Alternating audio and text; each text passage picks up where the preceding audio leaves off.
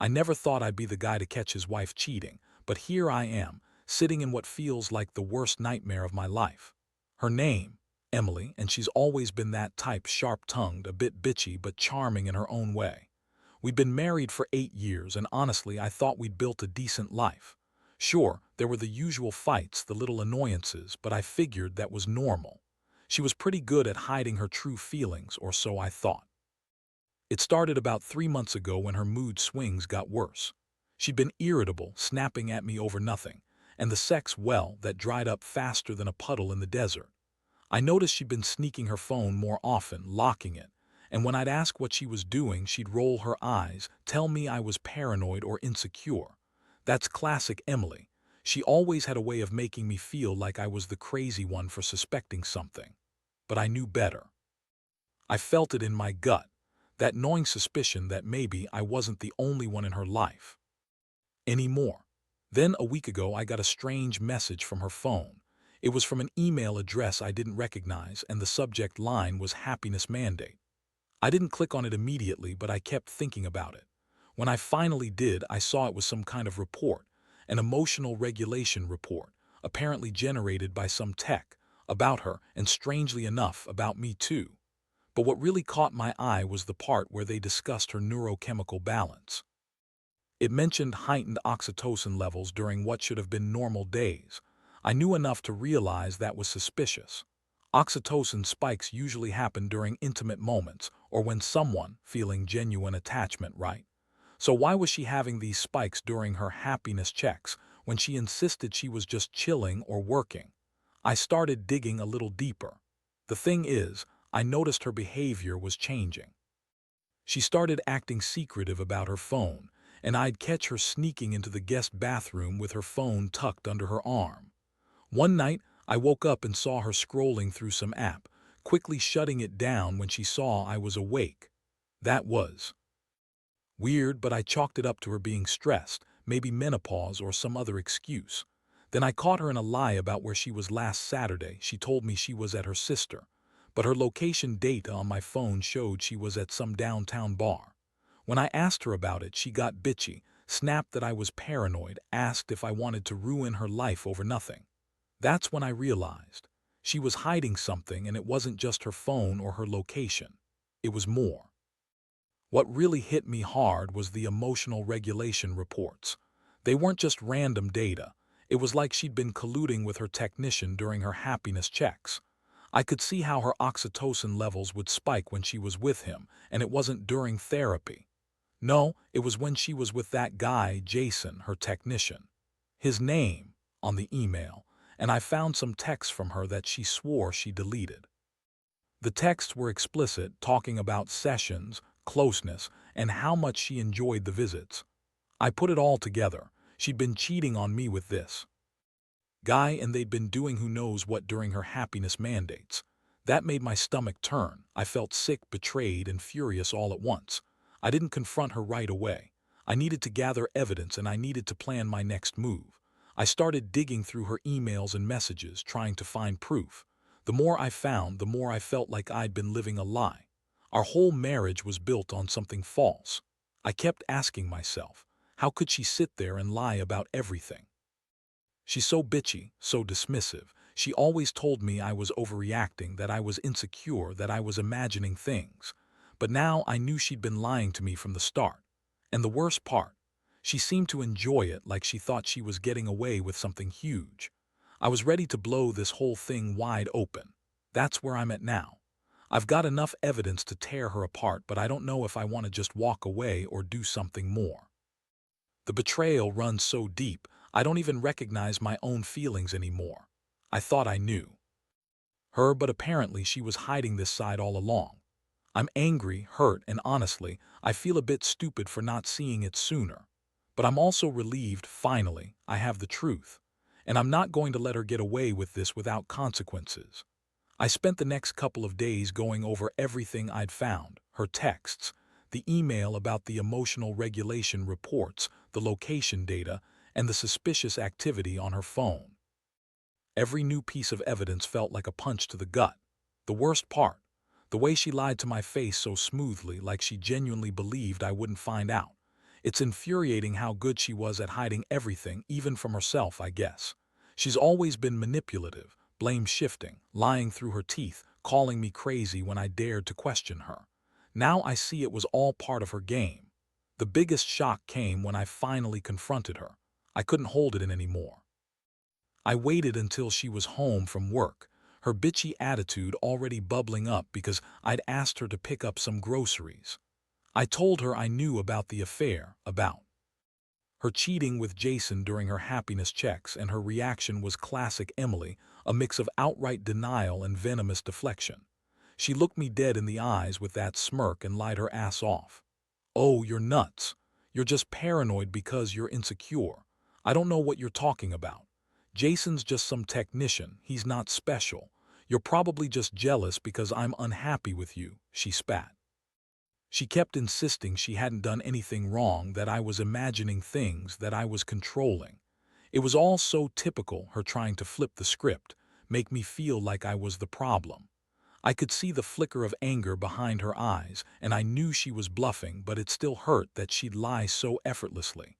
I wasn't about to let her get away with it, though. I told her I had proof, everything.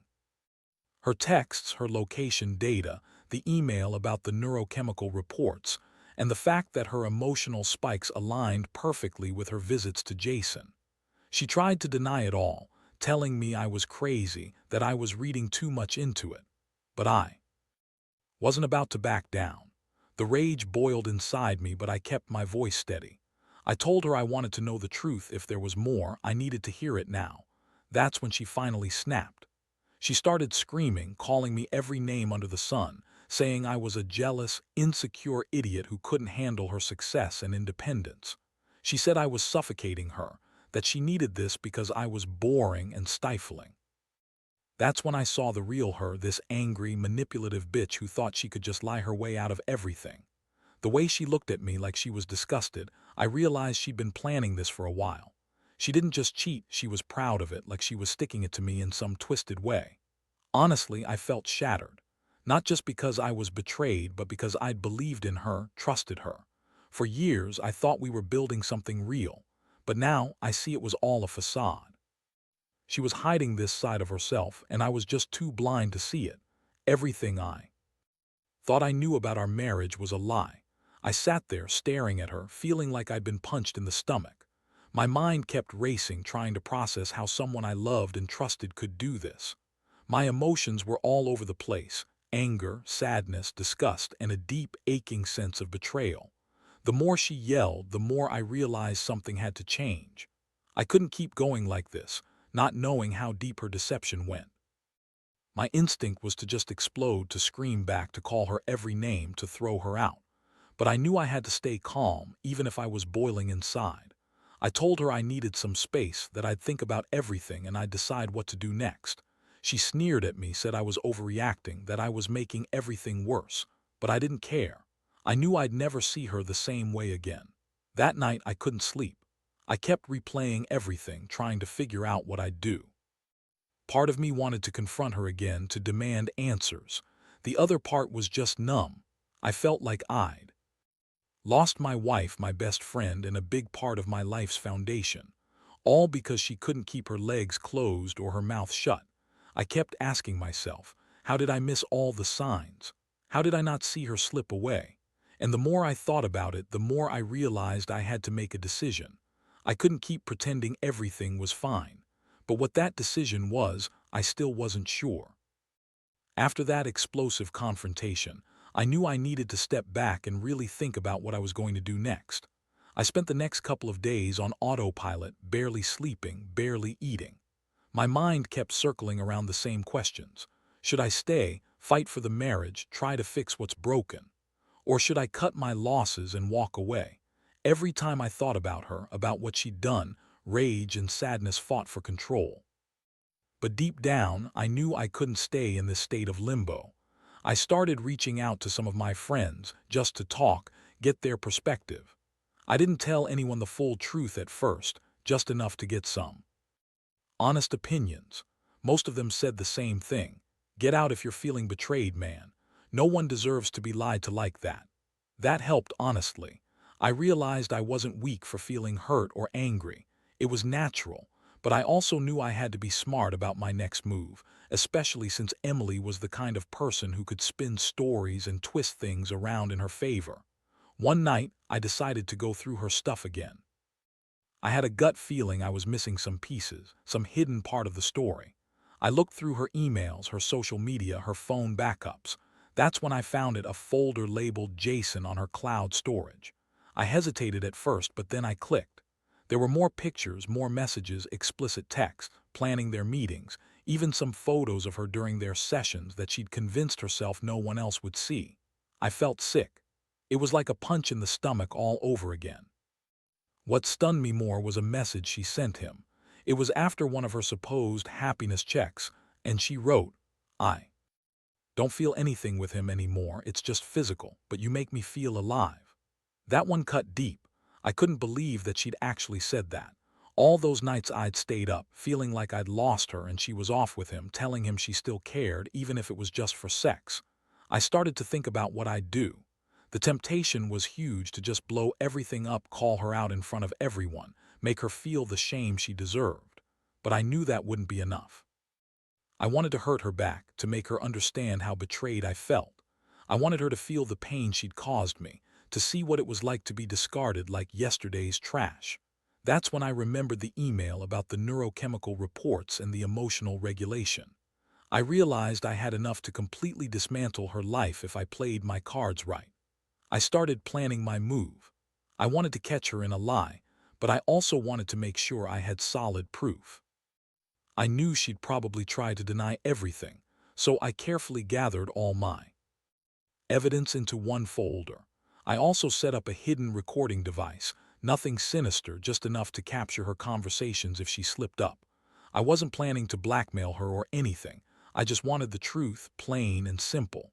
If she lied again, I'd have everything I needed to confront her with real, undeniable proof. That night, I confronted her again. I told her I knew about Jason, about the affair, about everything I'd uncovered. She tried to play innocent, but she was sweating now. She denied everything, said I was crazy, that I was paranoid. I pulled out the evidence one piece at a time, watching her face turn whiter with each revelation. Her excuses were pathetic. "He's just a technician. It's nothing. You're overthinking." But I'd had enough. I looked her dead in the eyes and told her I was done, that I was sick of being played for a fool. The moment I showed her the photos, the texts, the location data, she broke down. Not crying, she was furious. She called me names, told me I was a stalker, that I was just jealous and insecure. But I could see the guilt on her face. She knew she'd been caught, and it made her furious.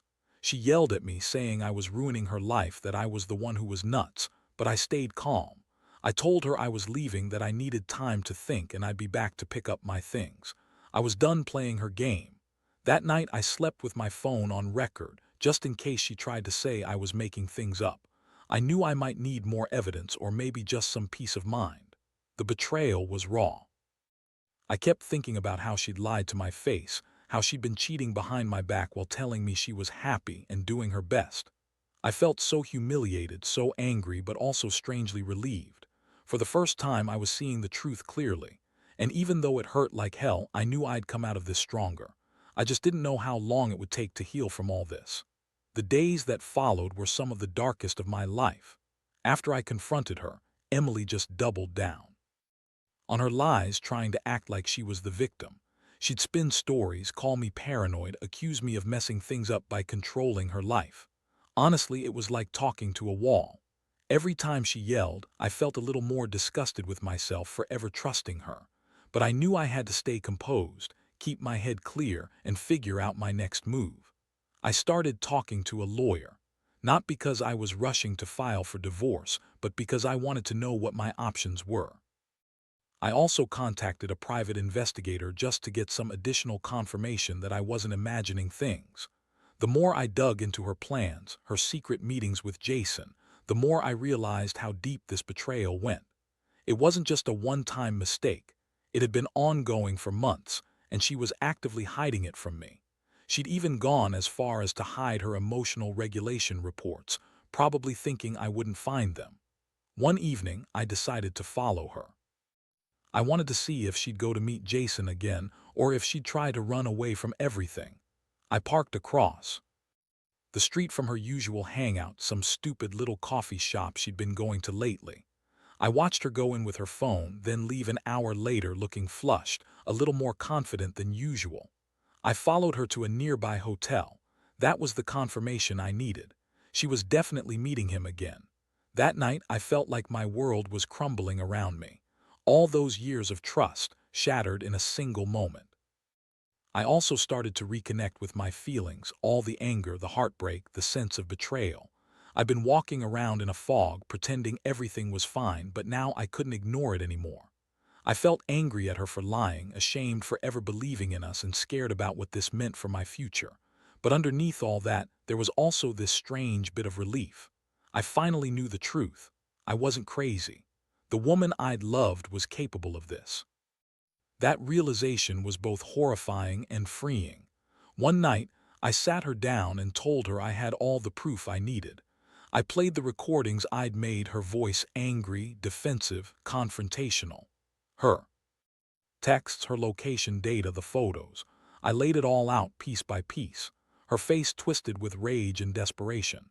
She kept denying everything, calling me a lunatic, saying I was spying on her.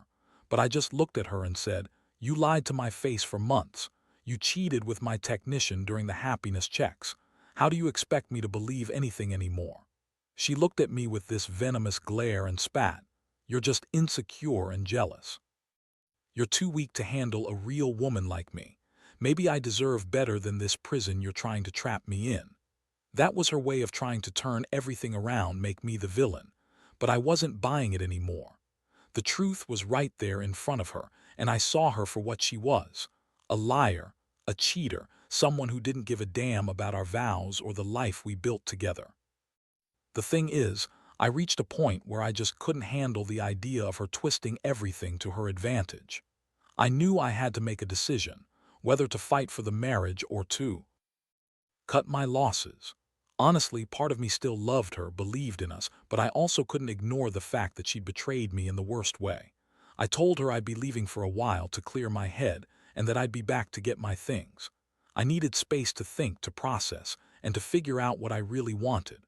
That night, I packed a bag and moved into a friend's place. I couldn't stand being under the same roof anymore, knowing she was out with Jason or whoever else she was meeting. Every time I saw her, every glance, every lie, it all cut too deep. I kept questioning myself. How did I miss all these signs? Why didn't I see her slipping away? Was I really that blind? Or was I just too invested in a dream that was never real? Those questions haunted me every day. Now I'm just trying to stay afloat. I keep replaying everything, trying to make sense of it all. I know I'll get through this, I have to. But the pain of betrayal, especially by someone I trusted so much, is something I don't think I'll ever fully forget. The lesson I've learned: never ignore your gut, never assume the best about someone who keeps lying to your face. Trust is fragile, and once it's broken, it's almost impossible to repair. I don't know what the future holds, but I do know I deserve better than this kind of betrayal. And I've got to figure out how to move on from here, one step at a time. It's been a few weeks now since I moved out, and honestly, every day feels like I'm walking through a fog of mixed emotions. Part of me still wants to believe she might come around, admit everything, and beg for forgiveness. But deep down, I know that's wishful thinking. Emily has always been good at spinning stories, at pretending everything's fine while secretly doing what she pleases. The more I think about it, the clearer it becomes. She's not the person I thought she was. That realization hurts worse than anything. During this time, I've been talking to a therapist. Not because I think I need to fix myself, but because I need to process what's happened. I've realized how much I let her manipulate my perception of reality. My emotions are a jumble: anger at her, heartbreak that I trusted her for so long, shame that I didn't see the signs sooner, and a strange sense of relief that I finally know the truth. The therapist helped me understand that I shouldn't blame myself for her choices, but that doesn't make the pain any easier. It just makes me more determined to rebuild myself. I also started digging into what's next. I reached out to a divorce lawyer, just to get a sense of what I'm entitled to and how to protect myself legally. I don't want to rush into anything, but I also don't want to be blindsided if she tries to spin things her way or make false accusations. It's a strange feeling prepared, yet utterly exhausted. I can't help but think about how everything changed in a matter of days. Just a few weeks ago, I was blissfully unaware, and now I'm a shell of the man I used to be, trying to piece myself back together. One thing I did do was to revisit those emotional regulation reports I found. I wanted to understand what had been happening on a biochemical level during her happiness checks, as she called them. It turns out her oxytocin levels were unusually high during her sessions with Jason, way beyond what the program's protocols should have allowed. The data was clear. She was getting a rush of pleasure, of attachment that wasn't part of her prescribed treatment.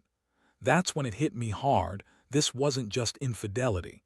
It was a complete breach of trust at the most fundamental level. She wasn't just cheating on me physically. She was manipulating her own neurochemistry to get off on this affair, to feel alive while lying to my face. The realization made me feel sick, but also oddly determined. I thought about confronting her again, but I decided against it. She'd lied so much, manipulated everything so well, I didn't trust her to be honest now. Instead, I've been focusing on myself, reconnecting with friends, working out, trying to find some peace. I've started going back to the gym, trying to rebuild my strength, both physically and mentally. It's slow, but it's progress. Every day I remind myself I deserve honesty, respect, and someone who truly cares about me, not some manipulative, cheating bitch who gets off on lying and sneaking around.